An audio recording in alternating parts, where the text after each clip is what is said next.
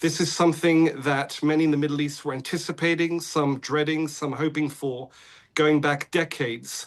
The conclusive, potentially, intervention of the US superpower with US firepower, putting paid to sites in Iran that were designed specifically to withstand conventional attacks, including by Israel, which is arguably the Middle East's mightiest military power.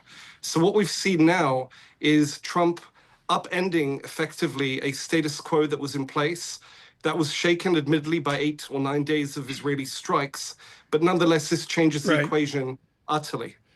Dan, it's so important you bring this up, and this goes back to October of 1981. Paul Sweeney brought this up earlier. Dan Williams is framed around the sea change of the War of 1967, seared in a memory of a certain vintage is the assassination of Anwar Sadat.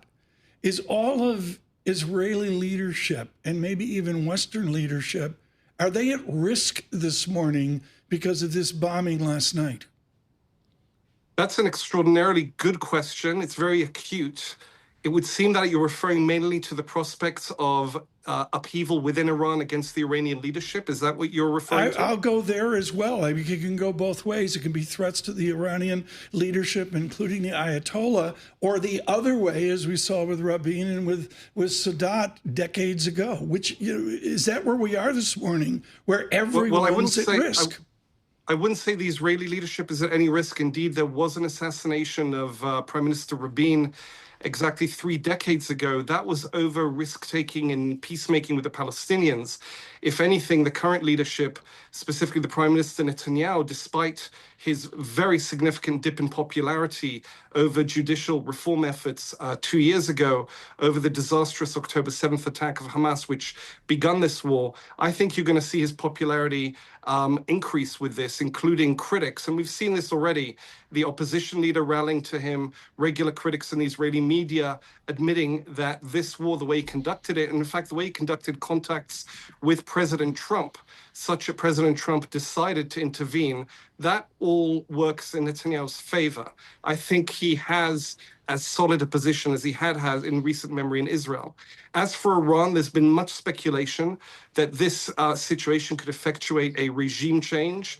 I think we should be cautious about predicting that, if only because under threat of external action or under external attack, people tend to rally to their flag, even if in quieter times they were less likely to do so, even if in quieter times they're unhappy with their government, with a regime that rules over them.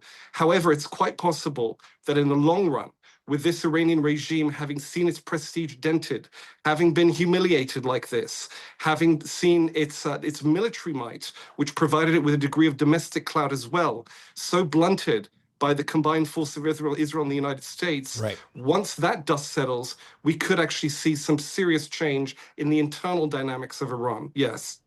Dan, what do you think the next steps are for Israel here? I mean, it feels like maybe we're waiting to see what Iran does, but that's not, Israel doesn't tend to wait and see what people do. They tend to act. What do you believe the next days will hold for Israel? Well, indeed, a couple of things happened within short order of the world learning of these attacks ordered by Trump on these 3 sites in Iran, these 3 nuclear sites. One was that Israel announced that it had pursued its own nightly attacks, including one set of sorties against one of the sites attacked by the United States, Isfahan, showing that the US must have struck some nuclear targets there. Israel is coming in perhaps on a mopping up operation, perhaps addressing targets that weren't addressed by the United States. As far as Israel is concerned, the work continues. There was also a missile and UAV salvo by Iran against Israel, quite a bit of damage, 6 a.m., pretty much the entire country going down to shelters. That would seem par for the course. The big question is, was that all? Was Iran basically ticking a box in terms of its retaliation? Keep in mind, it has yet to retaliate, to my knowledge, against the United States. Perhaps it sees Israel as a US proxy, and that's a safer retaliation option, especially if it's a one-off. If indeed it is a one-off, I think what we're going to see now is very, very, very careful consideration on the part of the Iranian leadership, whether they should do an entire review of their position, whether they should capitulate on their nuclear program, submit to US and Israeli, by extension, demands regarding uranium enrichment, and in doing so, preserve themselves.